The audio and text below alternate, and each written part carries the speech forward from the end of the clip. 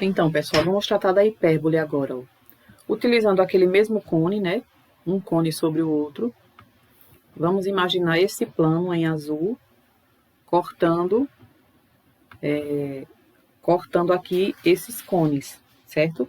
Quando eles cortam, ó, o que é que gera aqui? Essas hipérboles, que nós chamamos dos ramos, né?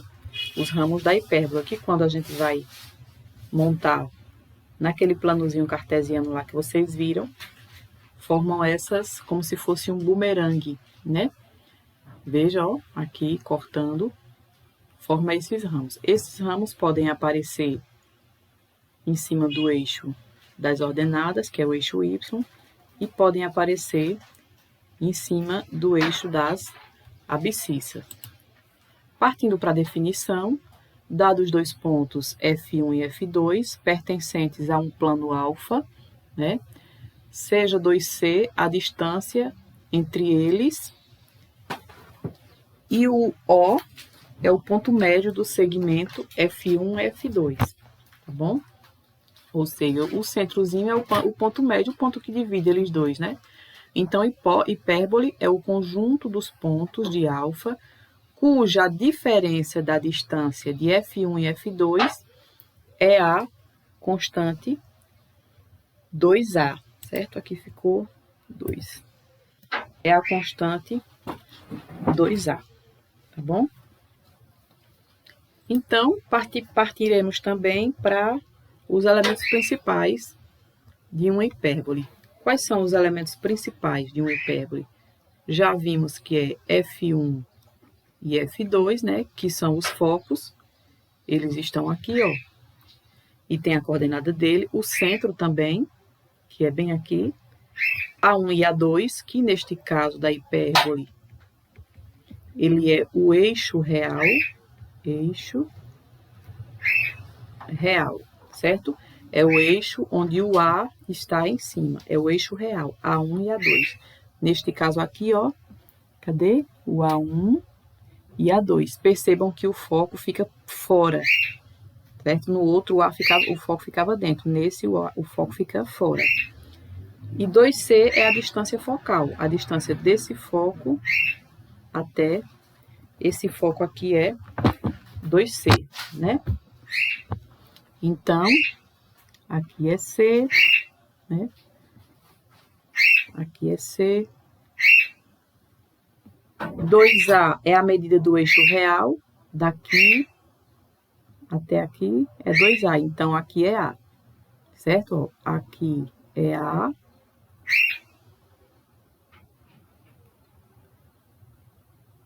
Nós dizemos que aqui é C, tá bom? Então, podemos dizer que daqui para aqui é C. E daqui para aqui, ou daqui para aqui, é C. E daqui para aqui é Bzinho, ó, que de B1 a B2 é 2B, certo? Então, formamos o Teorema de Pitágoras também, que encontramos a relação, que é quem? C ao quadrado, ó, nesse caso aqui a hipotenusa é C, ó, o lado maior, tá vendo? C ao quadrado vai ser quem? A ao quadrado mais B ao quadrado. Percebam que lá na elipse foi diferente. Ficou A ao quadrado é igual a C ao quadrado mais B ao quadrado. C ao quadrado mais B ao quadrado. Já aqui ficou C ao quadrado como lado maior, tá bom? É bom observar esse detalhe. Os pontos importantes é o quê? O foco, A1 e A2, que é o eixo real na hipérbole, né? E 2A é a medida do eixo real, tá bom? De A até A é a medida do eixo real, por isso que encontramos aqui é o A. 2C é a distância focal, de F1 até F2 é 2C, por isso que encontramos que aqui é o C. 2B é a medida de B1 até B2, por isso que encontramos que aqui é o B. E a excentricidade também, que é C sobre A, sendo que a excentricidade vai ser maior do que 1, tá bom? Percebam que o foco, ó, tá aqui, certo? E daqui para aqui é maior do que 1. Sempre vai ser, a excentricidade sempre vai ser maior do que 1. Vimos os elementos principais. Vamos ver um exemplo agora, tá bom? Um exemplo de elipse. Vou apagar aqui isso que nós fizemos, rapidinho. Vamos apagar.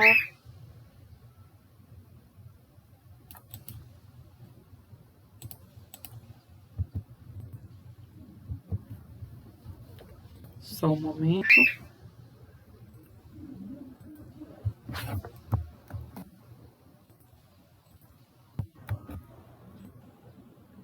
Pronto.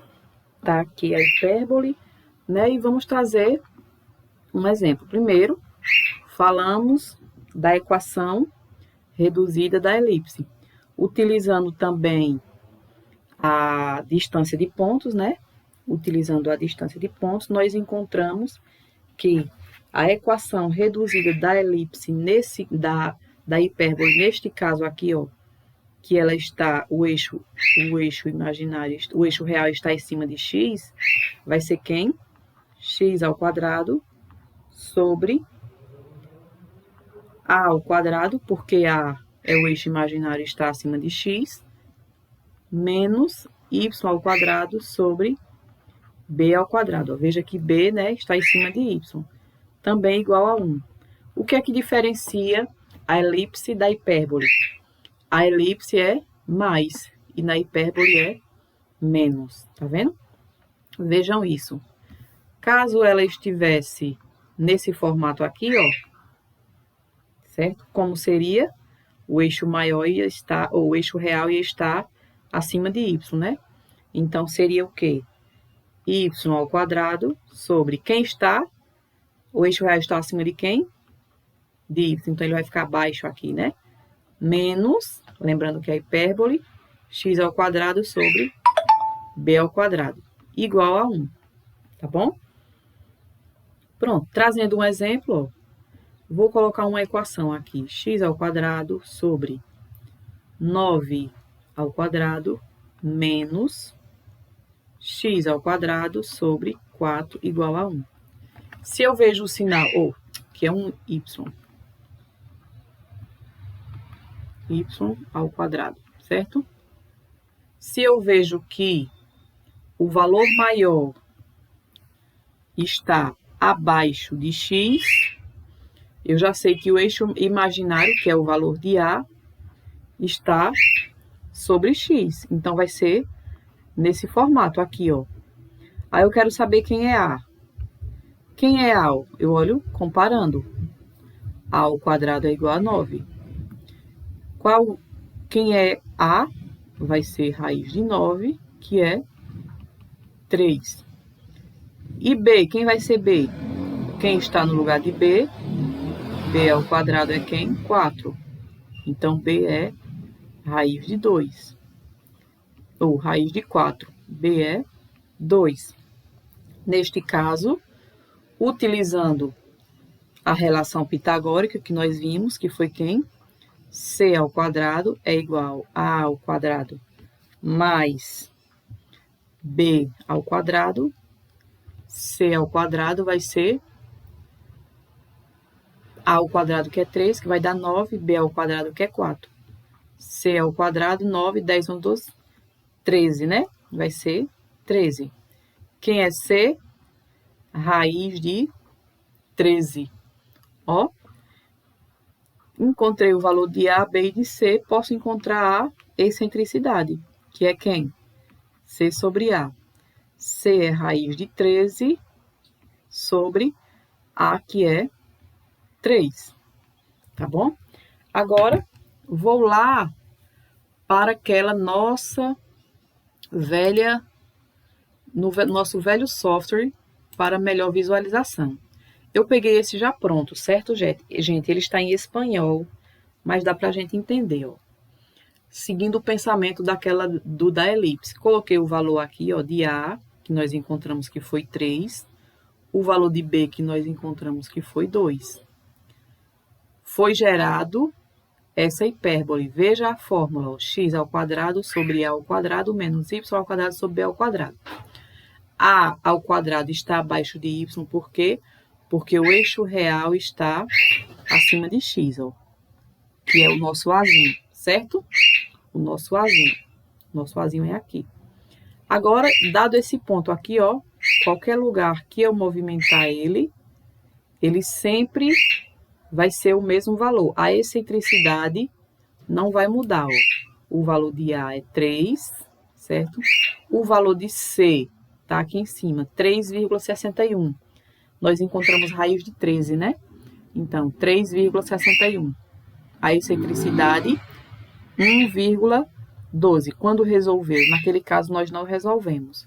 Mas percebam que o valor da excentricidade não vai mudar também, certo? À medida que eu aumento o valor de A nossa elipse vai se fechando, tá vendo? À medida que eu diminuo o valor de A, ela vai se abrindo, certo? O valor de A e de B estão iguais. Perceba aqui, tá vendo? Como é que fica? Mesmo assim, o valor da nossa da excentricidade não muda. Colocando o valor de A de B maior, certo? Como é que fica? Tá bom? Neste caso, não fica exatamente, ó. Tá bom? A gente pode modificar, mas sabendo que neste caso da elipse, o valor de A tem que ser maior do que o valor de B, certo? Ó, o valor que nós vimos lá é 2 e é 3. A2 e B, A3 e B2, certo? Então, qual é a diferença? Como é que a gente vai diferenciar uma elipse de uma hipérbole? Por meio desse sinalzinho aqui, ó, de menos. A elipse é x ao quadrado sobre a ao quadrado mais b ao quadrado, ou y ao quadrado sobre b ao quadrado igual a 1. E a hipérbole é negativo, certo? O que vai modificar essa fórmula, no caso da hipérbole, será a localização do eixo real. Se o eixo real estiver acima de x, eu vou utilizar essa fórmula. Se o eixo real estiver em cima de y, eu vou utilizar essa fórmula, tá bom? Assim como nós apresentamos lá no caso da elipse. Esse é o caso da hipérbole, certo? E nós apresentamos esse mesmo caso, essa mesma situação no caso da elipse.